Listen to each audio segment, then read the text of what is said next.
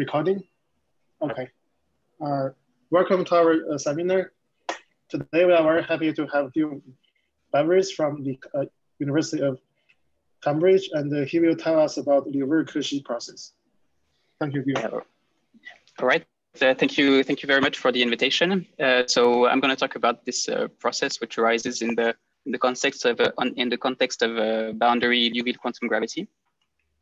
And so I will start by defining where this process comes from and how it is kind of the boundary version of this Liouville Brownian motion, and explain also connections with SLE and connections with SLE. And then I will, in the second part, give some ideas of proof.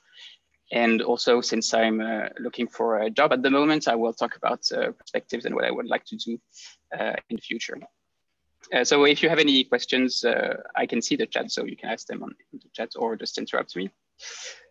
So I will start by recalling how this Cauchy process, what this Cauchy process is. So there are actually three ways of understanding this process. So there is the so-called Spitzer's embedding. So if you take a Brownian motion that is reflecting in the upper half plane and its local time on the real line, well, then you can look at the right continuous inverse of this local time.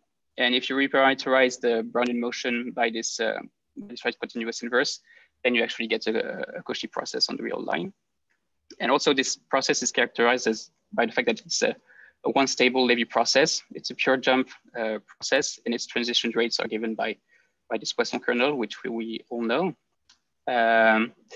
And you can also think of it as the Markov process, which is based on this H1/2 space on the real line. And this H1/2 space, this is the trace of the regular Sobolev space H1 of the upper half plane. And on this space, you have this norm E, which is basically the Dirichlet energy of the harmonic extension. So you take two function space harmonically extended. So this is my P operator. Take the harmonic extension and the Dirichlet energy. And you can represent this as an operator also. So U against dV, and D is just, so by Green's formula is just the normal derivative of the harmonic extension. And so you have a way, different ways of characterizing this H1/2 space. And this Cauchy process is the Markov process associated to this space. So I would just want to talk also about the Gaussian free field, and actually its trace on the real line. So if you take so just as the Cauchy process is the trace of Brownian motion in the upper half plane, then you can also construct a trace of the Gaussian free field. So first, the Gaussian free field is this Gaussian process whose covariance is given by the Green's function of the Laplacian with free boundary conditions. So it has an explicit expression like this. So just the regular resolvent of the Laplacian plus the reflected term. And its trace on R is just what you get when you take the Z1, Z2 on the boundary. And so you get this log correlation also. And it's also the resolvent of this Dirichlet to Neumann operator. And so you can construct it. So as you can see, there is this log singularity, but you can also construct it as an integral of the Poisson kernel. So just like because the Green's function is the integral of the heat kernel. So this is similar. So if you take white noise, space-time white noise, and you integrate with respect to the heat kernel, then you get a process whose covariance will be the given one. And a simple way to think about it is just the isonormal Gaussian process, which is based on this H1/2 space I introduced earlier. So basically, I have this dictionary between H1 and H1/2. So when I want to take traces of things on the boundary, so in H1, so I have the Laplacian, and the analog is the Dirichlet to Neumann operator. The Dirichlet form, so I take the Dirichlet energy, and here I had my Dirichlet energy of the harmonic extension. The semigroup is Gaussian in H1, and it's the Poisson, Poisson in H1/2. The Green's function is just this log in both cases. And the Markov process on H1 is the Brownian motion, reflecting Brownian motion, while in H1/2, it is this Cauchy process. And the Gaussian field, so you have the GFF or its trace. So I have this dictionary between the bulk between the bulk and the boundary, which I will be exploiting in the following. Okay. So yes. So now I'm going to talk about Liouville quantum gravity and where it comes from. So one way to understand it is as a random perturbation of a classical theory. So here the classical theory would be the uniformization of surfaces. So which tells you that a complex structure is the same as a conformal structure. So the way I think about it is that the complex structure is basically a rotation in the tangent space by right angle, while the conformal structure is the data of an inner product modulo rescaling. So you see that having a notion of right angle in the both cases. So it's an intuitive way of thinking about it. And so a conformal structure is what is just data of an equivalence class of metrics modulo scaling. So the equivalence class is modulo, so multiplying the metric by this smooth conformal factor. And in each conformal class, you have a unique metric which has a constant curvature. So if you're in the plane, it would be just a Euclidean metric. And LQG is what happens when you take this conformal factor to be the natural random perturbation of zero, around zero. So it would be the Gaussian free field. And so you want to define this metric, which is e to the gamma x times the uniformizing metric. And gamma is now, and the conformal factor is just a multiple of the Gaussian free field. And so this is very important and has attracted lots of attention because it's supposed to describe and sometimes prove the scaling limits of statistical models at criticality. And so in this talk, I'm going to talk especially about this boundary version and introduce this boundary version of the Liouville Brownian motion. And so the first thing that you can see is when you want to define this e to the gamma x, you encounter a problem, which is that this x is not the GFF. It's not defined as a function, but rather as a distribution. So you have to first make sense of this prefactor e to the gamma x. And so what we do is we can construct it as a measure. So this is known as Gaussian multiplicative chaos or Liouville measure, depending on the authors. And so in the bulk, you have this, you want to define this measure e to the gamma x with respect to the Euclidean measure. So here I would be in the upper half plane, for instance, or in the plane. And you can define this measure by just taking a limit. So you regularize your field, x is now x epsilon, and you regularize it at epsilon. The variance is of the order log 1 over epsilon. So you divide by the expectation of this guy. And actually this converges to a random measure as epsilon goes to 0. And it works for gamma, all gamma between 0 and 2 being excluded. And when gamma is equal to 2, it's the so-called critical case where you have to use this different renormalization prefactor in front, which is called the derivative martingale, essentially because you take the derivative of this of the exponential with respect to gamma at gamma equals 2. And so you can do exactly the same thing as with the boundary measures. And so this has been, so the credit goes to, so this theory was initiated by Cahan, then Duplantier and Sheffield rediscovered this. And there are an extensive review by Rhodes and Rhodes Vargas, and a nice construction of this. So in the critical case by Berestycki, and the critical case by all these authors. And so in the boundary case, you do the same thing. So here you take the trace of the Gaussian free field on the boundary, you exponentiate it, and you regularize it. So just exactly the same, you divide by the expectation. And this converges to a random measure, which is actually very rough, as we will see. And in the critical case, you also have this extra renormalization factor. So basically, the takeout message of this slide is just e to the gamma x is not a priori well defined, but we have a theory that allows us to make sense of it after regularization as a random measure. And so now that we have this measure, we can define what is called Liouville Brownian motion. So Liouville Brownian motion is this canonical diffusion that lives on this random geometry. And so how do you define this random diffusion, this canonical diffusion? Well, you want to reparameterize the Brownian motion by this measure. So you take B to be Brownian motion, and X is my still my GFF. And so you look at the regularized measure and you apply it to the Brownian motion, and you integrate along the path. And so this gives you a clock. And what you want to do is to take the right continuous inverse of this clock. Well, here it's it's invertible, so just the inverse, and reparameterize the Brownian motion by this clock. So which I wrote here formally. Formally, this is the quadratic variation of this formal process to the gamma over 2x b. And you can do the same thing in the critical case. And the theorem by Christophe Garban, Rémy Rhodes, and Rhodes Vargas is that for all gamma, this will actually converge to a random homeomorphism of R plus. So which means that it has an inverse, and so you can reparameterize the Brownian motion by this phrase continuous inverse. And this is for all starting points. And so basically you can start your process for all starting points. You will be able to invert this random functional and reparameterize by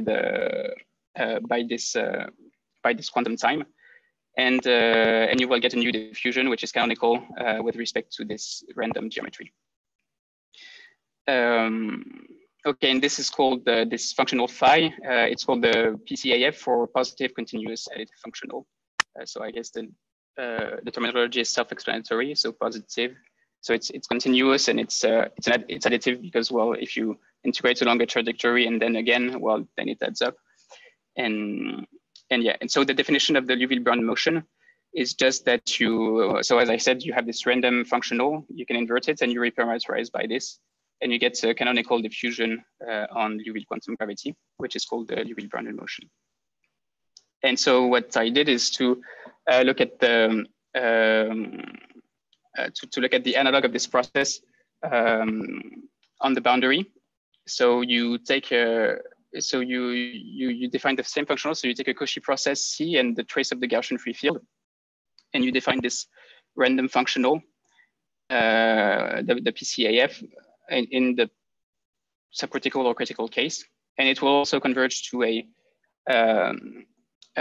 You will also obtain a family of random mappings that are homeomorphism of R plus, in which you can invert and define this Cauchy process, which is the standard Cauchy process reparameterized by the GMC measure.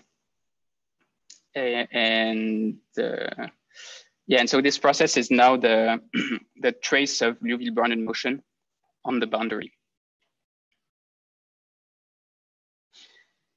And so why is this interesting? So one of the reasons is that you get a heat kernel, and this heat kernel is not what is interesting about it is that it's actually absolutely continuous with respect to the measure. And you can define from this a Hilbert space, which is a subspace of this of L2 of the GMC, and it has a norm. And so you can think of the space as just being functions in L2 of the GMC that have a finite harmonic extension whose Dirichlet energy in the half plane is finite. And so you have a subspace of L2, and you also have a generator of this process that acts on this Hilbert space.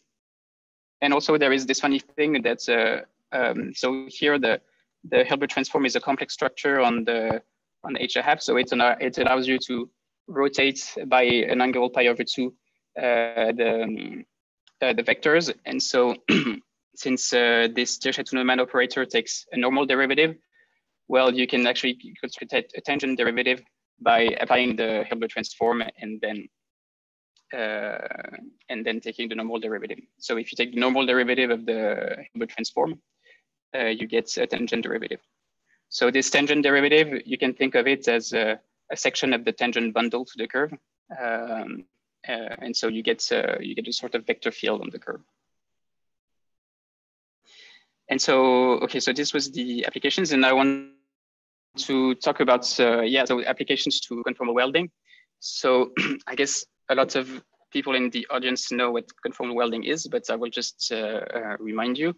So you start with 2 copies of the unit disk and a homeomorphism that goes from the boundary, from one boundary to the other. And so you identify these 2 boundaries using a homeomorphism. And so if you mod out by this equivalence relation, you obtain a topological sphere. And the goal of conformal welding is to endow this sphere with a complex structure that is compatible with the initial complex structure that you have in the disks. And so the way to do that is so basically you want to map from this topological sphere to the Riemann sphere.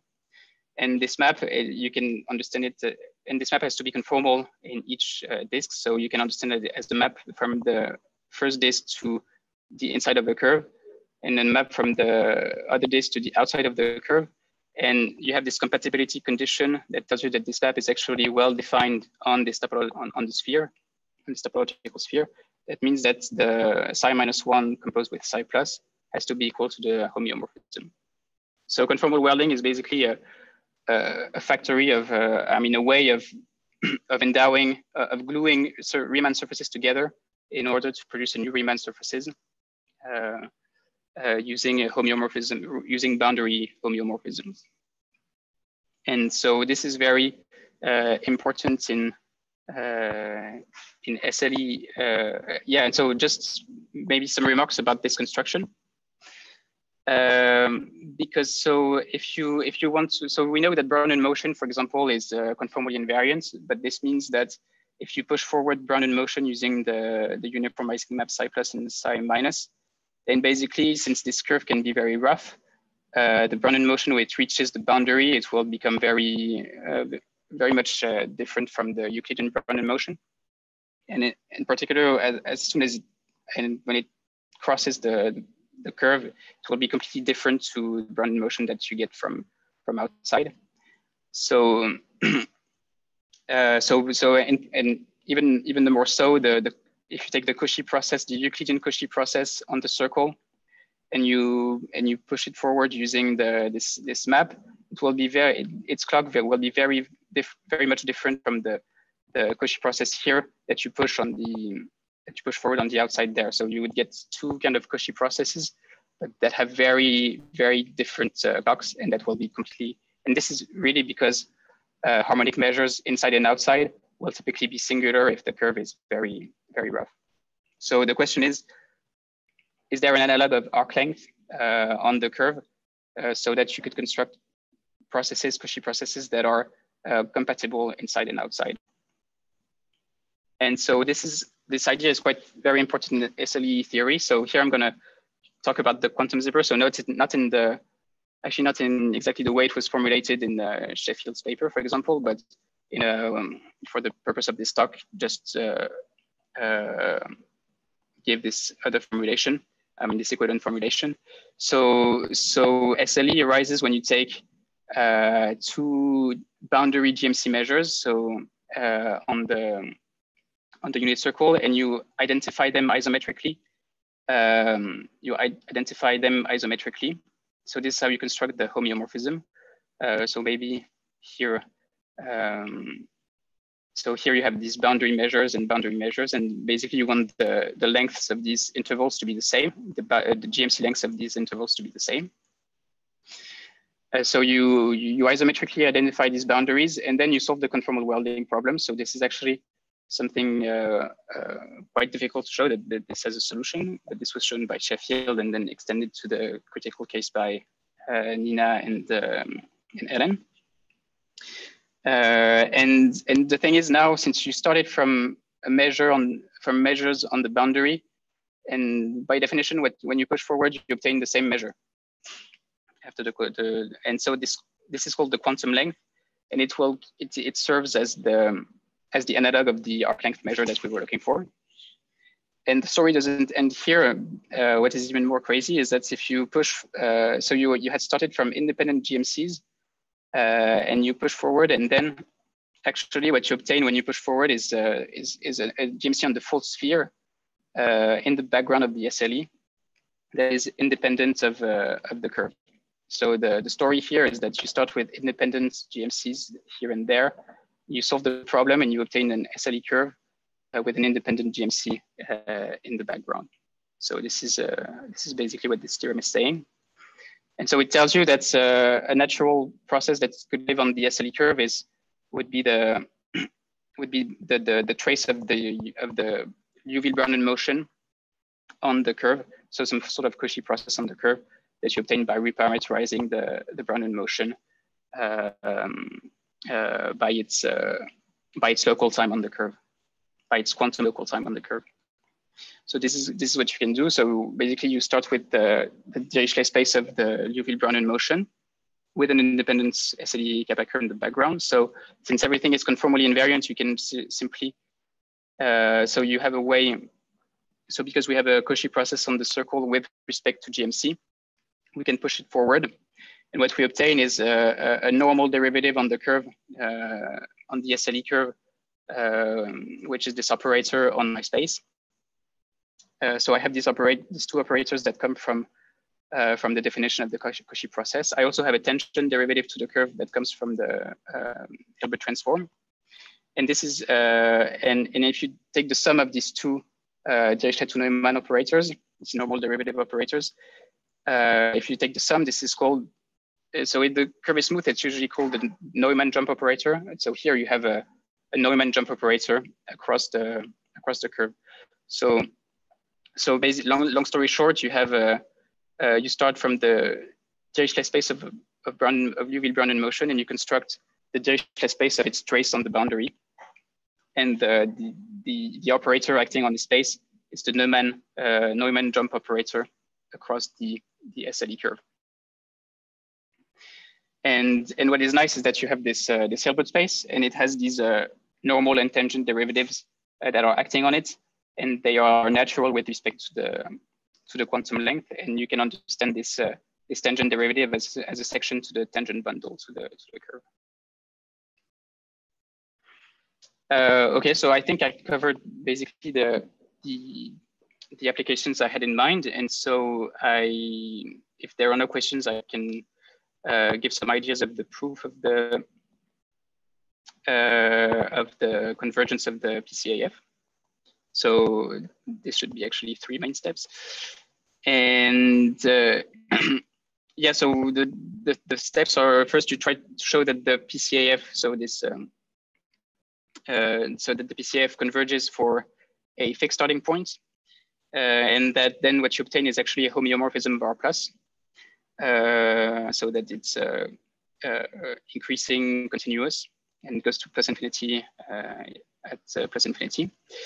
And then you want to extend this one-point convergence to a convergence for all simultaneous, so simultaneous convergence for all starting points. So yeah, maybe just as a reminder, so there is the so-called energy method, so that allows you to, so if you have a probability measure that gives full mass to some set, what you're interested in is what are the singularities that this measure can integrate, and it tells you if it's supported, if the set is large or not so large in terms of Hausdorff dimension. So typically, if you compute these energy types of things, and if the gauge function is a power of t, then you're basically probing the Hausdorff content of the set. And if you pick a function, a gauge function f, which is logarithmic like this, you will basically be computing whether this set is polar or not. So so the polar sets of Brownian motion, they have this gauge function. And so in particular, since powers of t decrease much faster than logarithms, the polar sets of Brownian motion have Hausdorff dimension 0. And yeah, maybe I would just precise that I will give ideas only for the critical case because it's the harder and most interesting, I guess. And there are more things to say. And so, yeah, so we have this energy method, and there is this basic estimate for the occupation measure of the Cauchy process, which is that it integrates these types of singularity. So with the log and the power of p bigger than 2. So it's almost as good as so if you had if lambda was the Euclidean the Lebesgue measure, then you would have p equals 1. So basically the trace of the Cauchy process is quite fat. It's almost so it's a house of dimension 1. It's almost a Lebesgue measure if you wish, intuitively. Okay. And so I will also give some reminders on properties of Gaussian multiplicative chaos. So to see what kind of beast we have. So the moments of this guy are finite for p less than 4 over gamma square. So you see that when gamma equals 2, which is the case of interest, you have p equals 1. So in particular, the first moment is not defined. So the infinity is very heavy. But on the other hand, since all negative moments are finite, it's actually the tail is quite light at 0. And it gives full mass to the so-called gammatic points. So these are points where the field is unusually large. And so in the critical case, this measure is extremely wild because so you see that you will have intervals where so you will have points around which the measure scales like log I to the -1/2 almost, which is quite big.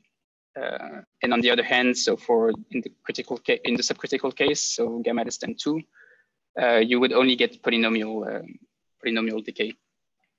So the critical measure is quite wild, which is also why it's more difficult to treat. Okay, so now we have to show that this PCF converges, and so it's just an integral. So this PCF was defined as an integral on time of along the Brownian path, but so you can rewrite this as an integral so you want to write this as a multiplicative chaos with respect to the occupation measure of your process. And so here, when you do this white noise regularization of the field that I introduced earlier, so around each point, you would get a multiple of Brownian motion in time s equals log 1 over epsilon. And so here, what I do is I introduce a good event. So this tau x beta. So I look at the first time where this drifted Brownian motion exceeds some value beta. And then what I do is so I look at my functional, and I just add this indicator function that this time is bigger than log 1 over epsilon. And my regularized functional is now this, and beta is just now a parameter. And so the way I do this, the reason I do this is because there is this result that almost surely this thing will be finite. So this drifted Brownian motion here. So this result on the supremum of log correlated fields. So this is the result of Madol that tells you that basically this will always remain finite. And so especially you can take beta, if you take beta very large, in the end, you lose nothing in adding this indicator function. You lose nothing, but you will gain a lot of integrability, as we will see afterwards. And so, yeah, so now in this thing, we want to compute the second moment. And actually, once we have a second moment, we can show that it converges in L2 without much problem. So the second moment is just the integral of this 2-point function with respect to the occupation time of the Cauchy process. And so the main contribution of this thing is when the 2 points here are actually at the same distance. So the regularizing scale of the field is basically the same as the distance between 2 points, because then basically the processes will become independent of each other, the Brownian motion. So the main contribution is when the regularizing scale is the same as the distance between the points. And so now I compute this 2-point function. And so at this scale, basically these, I can intuitively, these processes are kind of the same because I have two Brownian motions that are strongly correlated. And so I can just bound this by the square. And so now what do I see? I see some an exponential of Brownian motion. It indicates a function of the hitting time of a drifted Brownian motion and this prefactor. And so the first thing I do is I use Garbanov's theorem to kill the drift, and this will give me an exponential prefactor that in particular so kills this so adds a drift there in the exponential. And the first thing I see is that so since in my drift I had this log 1 plus s thing, so here it appears there, and it gives me an s to the -3/2, which is good. And okay, and so now I just have since I killed the drift, I just have the indicator function of the supreme of Brownian motion being less than beta, and which I know exactly. And when I condition on this event, when I condition on Brownian motion not exceeding a given value, what I obtain is a 3-dimensional Bessel process. And so conditioning on this event, I have this 3-dimensional Bessel process. And computing this expectation is quite easy using the explicit density of the Bessel process. It gives you an s to the -3/2. So you have s to the -3/2 coming from here, s to the -3/2 coming from there, and s to the -1/2 coming from this probability. And in the end, so e to the s is just 1 over x minus y. And so you have log of x minus y to the 7/2. And so this is good because 7/2 is bigger than 2. And 2 was the threshold for the energy of this measure to be finite. So we get an L2 bound. So we get an L2 bound, and from here it's not very difficult to get convergence in L2. So yeah. And yeah, so actually what you want to show now, so you have your you have constructed your PCF, your functional from a starting point, but you want to study its properties. You want to show that it's a homeomorphism, so namely that it's continuous and increasing, and it tends to infinity as time goes to infinity, which will basically mean that your time change process will be nice, will have infinite lifetime, etc. And so to check the continuity, well, you can do something a bit better than what we just did in the previous slide. So you see what log singularities this guy can integrate. And if you do the same computation, then you will get 7/2 minus p. And this will be finite for p less than 3/2. And from here, it's easy to deduce that the critical chaos has on lambda t has no atoms. So from here, you get the continuity of the time changed function of the functional.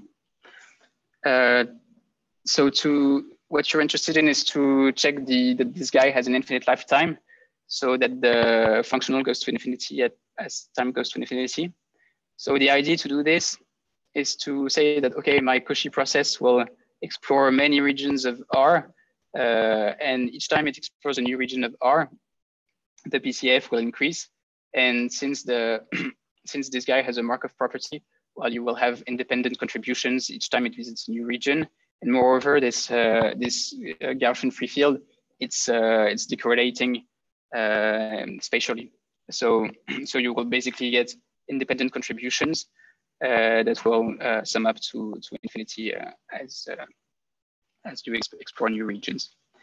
And okay, and so the last thing that you want to show is that this guy is this functional is this functional is strictly increasing, and you can actually show that this that the event that it increases is actually a tail event with positive expectation, and so that it has to be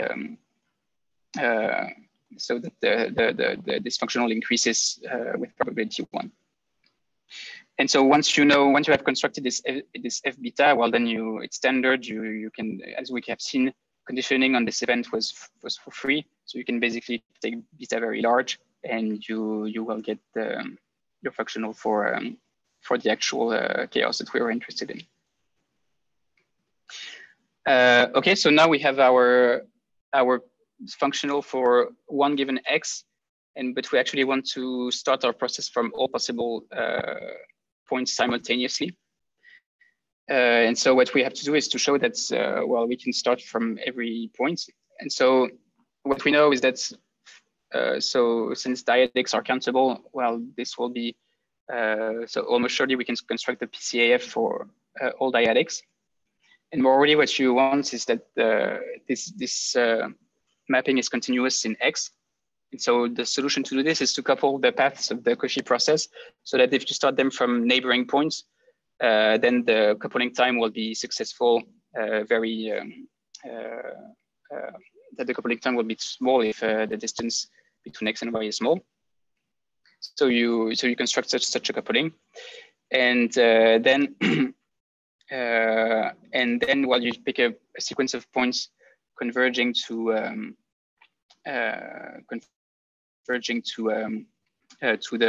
the point that you're interested in, and so once they couple, well, actually you can use the zeta n to construct the PCF of X. So then as zeta n goes to X, since the coupling time is very small, you will be able to construct the PCF for all on 0 infinity. And so now the last question is, okay, what happens at 0? Because maybe this thing is not continuous at 0. So you have to check the continuity at 0. And so here in this critical case, you will have to introduce some exceptional set. So there will be a bad set. So so if I have a gauge function, I introduce a notation. So basically this EF is the set of points where the measure exceeds the gauge function infinitely often, where In of X is the dyadic interval around X. And okay, so for this gauge function, log 1 over t to the minus k. So I have this set EFK, which is actually a polar set for the Cauchy process. And so since we want to start the process outside of a polar set, I just have to find a polar set where I can show that the PCAF is continuous at 0, and this will be actually done for integers that I find is in 1/3, as you can see below. Why? Because what I do is I compute the expected value of this random time change, and so by definition, this is just this integral. So I integrate. So I have my Poisson kernel against the Liouville measure, and the kernel will introduce a log singularity. So this is just a computation, and so you end up with something that looks like a log singularity that your critical chaos has to integrate, and if you pick your points outside of this bad set, it will scale like, so it will scale like log 1 over t to the 1 minus k0. So if you have chosen k0 bigger than 1, this will go to 0. So basically, if you pick a point outside of this bad set, your PCF will actually converge to 0 as t goes to 0. So it will actually be continuous at 0, and you will be done. And since this is and since the bad set is a polar set, then you're basically happy. So now we have constructed a we have constructed this functional that is constructed for all possible starting points, except possibly from away from polar sets with probability 1. And so the last thing that you have to do is that it satisfies the axioms that from directed theory that tells you that this measure actually has a PCAF. And so you just check, I mean, it's just a technical detail. You have to compare that to check that your functional matches the axioms of this abstract thing in order to then apply all the results to get the heat kernel, etc. But this is just a small thing. And so in the remaining of this talk, I will talk about some future things that I would like to explore if there are no questions about the proof. And yeah, so if no, yeah, so one thing I'd like to do is to see if it's possible to establish some analytic surgery formulae.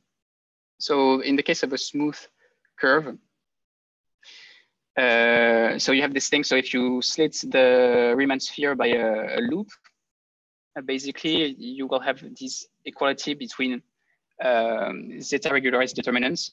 So I have a slide afterward that explains what determinants are, but I think that so for now we just think of these as being defined. And so this formula relates the determinant of the Laplacian on the sphere with its, say, Euclidean metric to the determinant of Laplacians on the domains that are split that the curve defines. And you can just think of this equality as being this orthogonal decomposition. So H1 is just the sum of H10, so with the zero, so the subleved space with zero boundary conditions on the curve plus harmonic functions. And so this is just, so this guy is matched to the determinant Laplacian. And so here you get determinant Laplacian with zero boundary conditions. And here the operator on this is the Neumann jumper operator. And so you can just think of this equality as an equality of partition functions of Gaussian processes.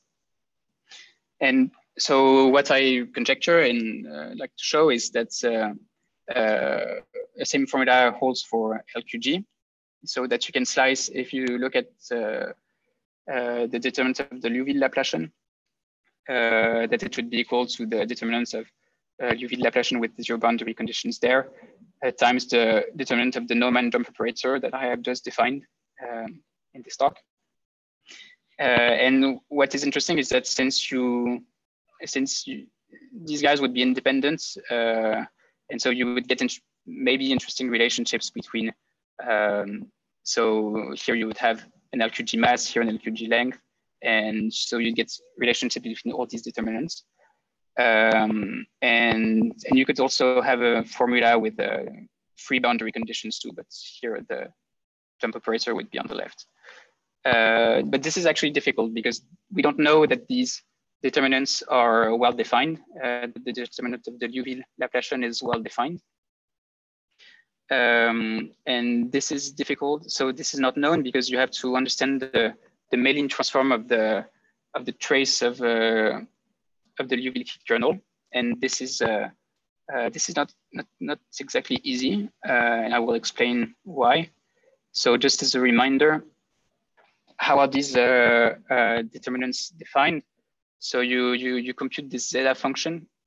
So if you take, say, the Laplacian on the surface compact, so it has a zero eigenvalue. So you look at this thing, and so you construct this function, and its derivative is the sum of logs. And so you see that if you really want to put zero there, and this should be equal to the log of the determinant. But you have to show that this thing has a meromorphic extension, and which is regular at zero, and takes this value. So if you show that this has a meromorphic extension regular at zero, then you just set this value to be the determinant of Laplacian.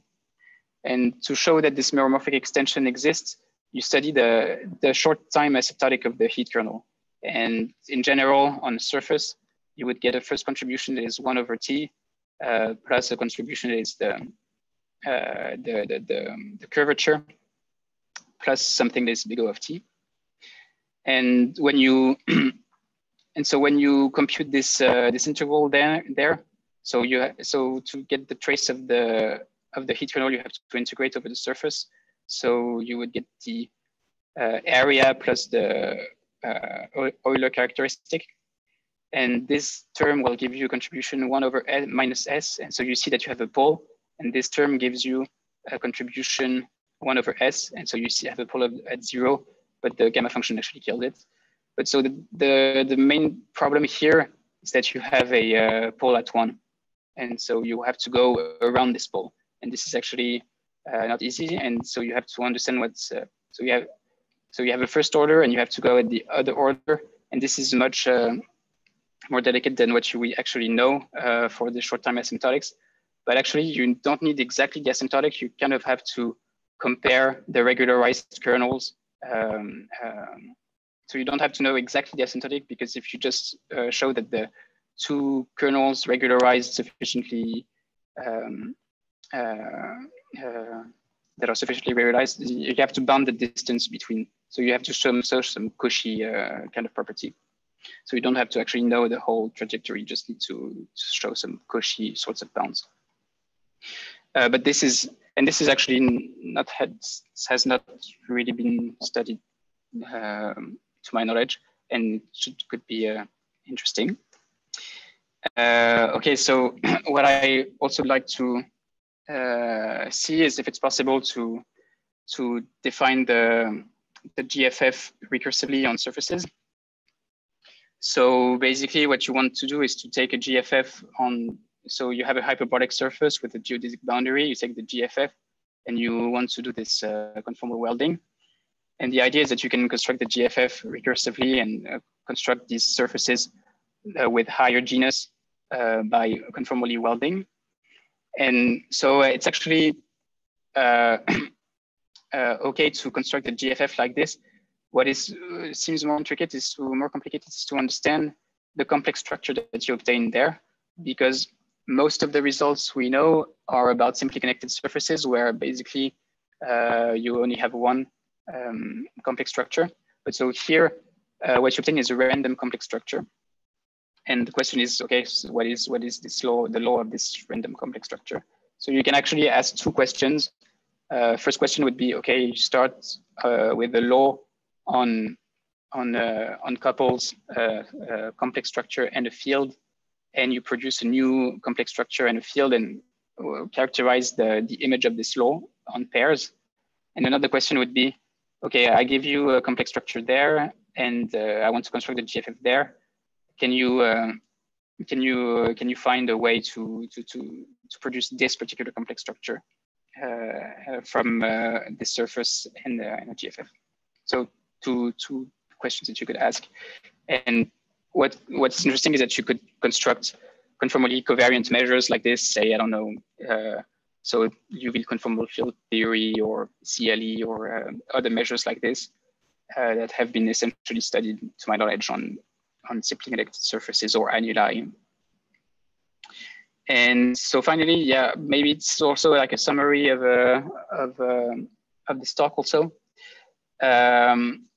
So because so if for those of you who attended Yilin's lectures, there is this so-called Weil-Petersen-Teichmüller space, which is kind of the classical theory behind this quantum theory of SLE. And so the analogies there is that so Yilin has with Frederick have shown that so these Weil-Petersen circles, these are curves, and they are weldings of measures of this form. So e to the W, where W is in h1/2. So here we have seen that instead of welding function in h1/2, we weld measures which are the W is now a Gaussian random variable based on h1/2. There is also similar results in the kind of imaginary geometry kind of way, because these quasi-circles, they are flow lines of h1/2 vector fields. And so here it's the same in imaginary geometry. You would replace W by the Gaussian process based on h1/2. And so yeah, so you kind of have this analogy between the deterministic thing and the probabilistic thing. And so yeah, so this is more long-term thing, but so this Bi-Peterson-Teichmüller space. So it was been shown by Tarchadjian and Theo to be a Kähler manifold with a potential given by so-called universal Liouville action. And there is this, well, there is this thing that SLE should be the geometric quantization of the cotangent bundle to this thing, and that there should be a link between this and the Euclidean field theory that you can build. So the Euclidean field theory would be the quantum field theory that you can build by exponentiating with this potential. And this should be kind of equivalent. I mean, it's a computation that one can make. And this should be quite useful in conformal field theory, because in conformal field theory, algebraic geometers, what they like to do is to decorate points with formal local coordinates at punctures. And if you what you would get by doing this geometric quantization is to show that actually you can replace these formal coordinates by actually genuine coordinates.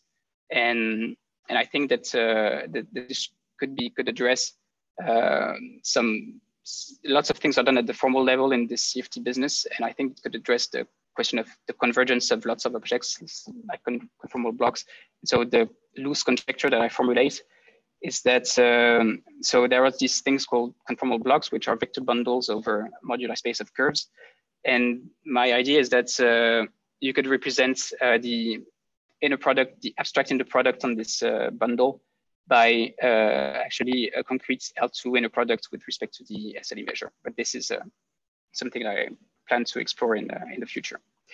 And yeah, I think this is all I wanted to say. And so yeah, I will stop here.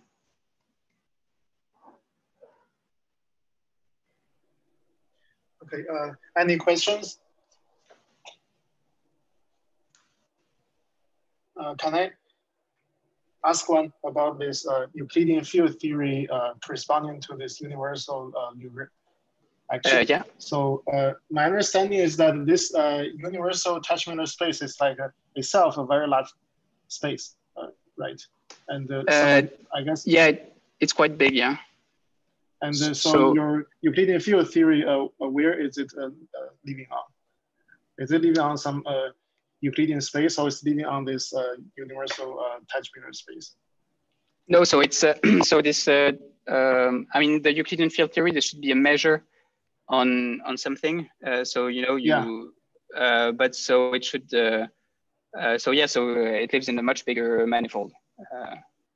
But okay. It's like, I mean, it's exactly okay. So my understanding of Yidin and Frederick's work, for example, is that you have your Kähler manifold, which is these Bi-Peterson circles, and it's kind of a chart to a Hilbert space, and it sends the Kähler potential to the natural Kähler potential on the Hilbert space, because it's just the norm.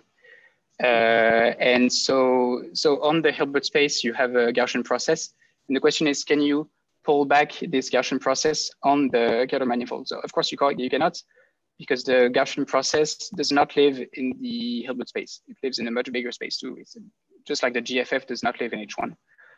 So what you have to do is to embed the Bi-Peterson Teichmüller space into a larger space, say so the group of all homeomorphisms, the set of all homeomorphisms. But then what you need is just a map that is defined for almost all possible values of so almost everywhere with respect to the GFF measure on the Hilbert space. So here the Hilbert space would be, H3 half vector fields, or I mean, you have several ways of understanding it. But yeah, so yeah, you have to embed the manifold in a much bigger space. That's true. So can I say that this is like a fancy way of explaining this SLD loop measure, like this This Euclidean field theory. Yeah, but so I mean, I think that so what you get from geometric so the two are okay. So the fact that these two should be equivalent is just a computation that because so if you take a norm of a trivializing section and you in the geometric quantization thing, well, its log should be a Kähler potential. This is just because of the curvature prescription of the line bundle. But so anyway, so these two should be equivalent. And the geometric quantization point of view is actually important because it gives you this unitary representation. So this is also why you quantize, I think you have to quantize the cotangent bundle, because if you just quantize the T0 of 1, you get only half of the Biot algebra. But so what you want is you want a unitary representation where you have so the whole Biot algebra and L minus n is the adjoint of Ln. So this is why you have to do this. So this is why you have this complementary point of view. And I see, but can I say that at least this Euclidean field theory is related to this SLD loop measure, right? Yeah, definitely, yeah. And so on your last conjecture about the conformal block, can I say that you're saying something like this conformal block can be represented using this SLD loop measure? Yes. So actually, I guess that what this conjecture means is that this probability, this SLE is kind of the missing piece that makes CFT, I mean, actually converge. So I mean, my understanding of SLE is that people have tried to use CFT techniques to describe it, but I think it's kind of the contrary, is that we have to use SLE to make sense of CFT. Okay, yeah, this philosophy I totally agree. Okay, so I have another question about this. So have a conjectural formula about this determinant of Laplacian. Can you go to that slide? Yeah. This slide. Right, so this, this looks very similar to the results of Elin and Frederick, right? It's like if you take the log. And then I remember either Elin or Elin and Frederick, they have some results, like if you take the difference between the log of the determinant on the sphere minus the log of determinant on this two disk, then you get something called the Liouville potential or something. Yes, because I think that so I think that the potential is the determinant of the Neumann jump operator also. But in the case of the of A. Peterson quasi circles, you're exactly in the class of changes of metric where you can apply the Polyakov-Alvarez anomaly formula. So here you cannot, because the Gaussian free field does not belong. It does not have a finite Dirichlet energy. So you cannot apply Polyakov-Alvarez here. But can I say that according to your formula and combined with the work of Elin and Frederick, so can I say that this Liouville potential is related to this determinant of this Neumann jump operator? Yeah,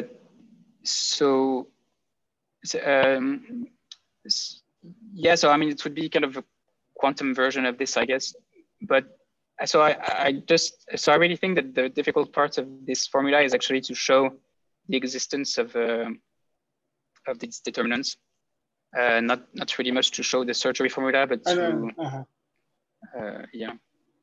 So you're saying that the difficulty is like this Liouville Laplacian so far is not well defined. Sorry, what did you say? So you're saying that the difficulty is like the determinant of Liouville Laplacian is currently not a well-defined object.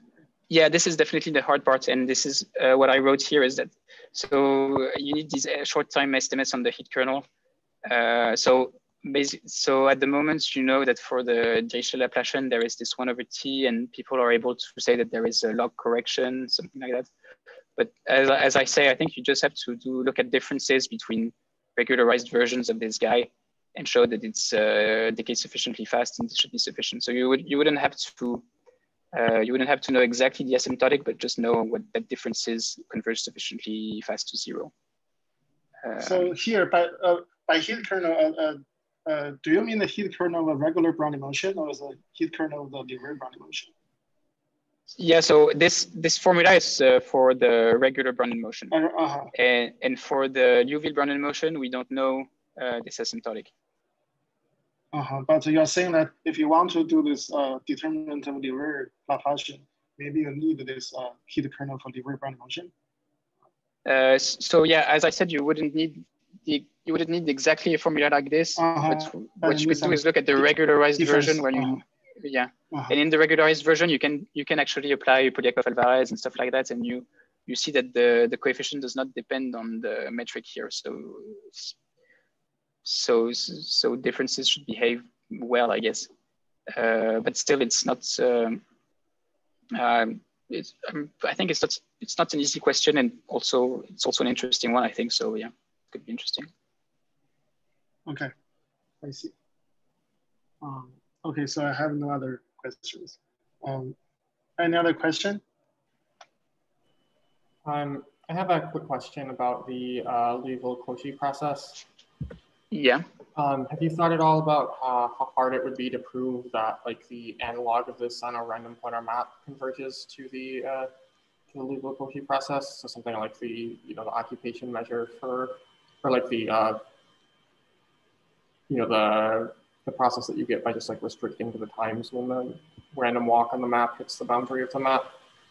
Seems like it so you're asking if there is, because there is this your paper with Nathaniel, right, when you show that the random walk converges to Liouville Brownian motion, and you're asking if there is an analog.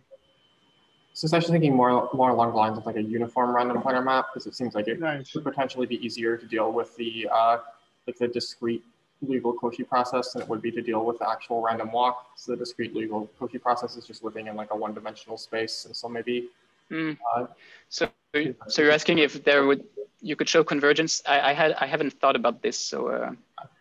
I think there's a difference between annealed and quenched, right? Quenched would still be hard, I guess. Yeah.